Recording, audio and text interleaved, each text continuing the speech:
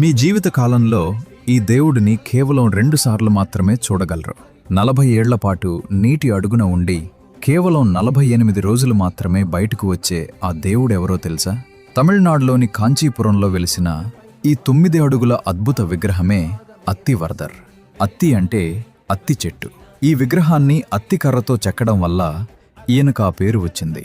అసలు వరదరాజ అంటే అర్థం తెలుసా? వరద అంటే వరాలను ఇచ్చేవాడు, రాజ అంటే ప్రభు, అంటే కోరిన కోర్కెలు తీర్చే వరాల దేవుడు అని అర్థం. అందుకే తన జీవిత కాలంలో ఒక్కసారైనా ఆ స్వామిని దర్శించుకుంటే జన్మ ధన్యమవుతుందని, సకల పాపాలు తొలగిపోతాయని భక్తులు 40 ఏళ్లపాటు కళ్ళు కాయలు కాచేలా ఎదురుచూస్తారు.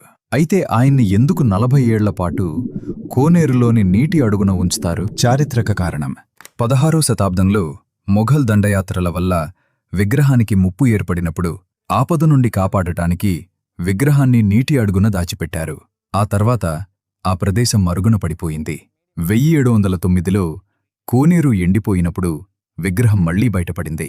దానికి గుర్తుగా అప్పటి నుండి 40 ఏళ్లకోసారి బయటకు తీస్తున్నారు. ఆధ్యాత్మిక కారణం. పురాణాల ప్రకారం ఈ విగ్రహాన్ని బ్రహ్మదేవుడు చేసిన యజ్ఞం నుండి సృష్టించారు. ఆ యజ్ఞం వల్ల కలిగిన తీవ్రమైన వేడిని తగ్గించటానికి స్వామిని ఎప్పుడూ నీటిలోనే ఉంచి చల్లబరుస్తారు.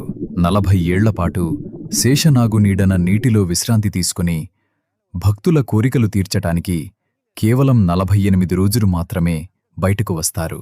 40 ఏళ్ల తర్వాత విగ్రహాన్ని బయటకు తీశాక మొదటి 24 రోజులు శయన భంగిమ, తర్వాతి 24 రోజులు నిలబడిన భంగిమలో దర్శనమిస్తారు.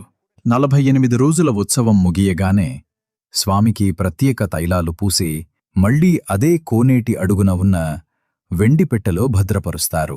చివరిసారిగా స్వామి భక్తులకు దర్శనమిచ్చింది 2019 సంవత్సరంలో. మళ్లీ దర్శనం 2059లోనే. ఈ అద్భుతాన్ని మీ స్నేహితులకు కూడా షేర్ చెయ్యండి. ఓం నమో నారాయణాయ.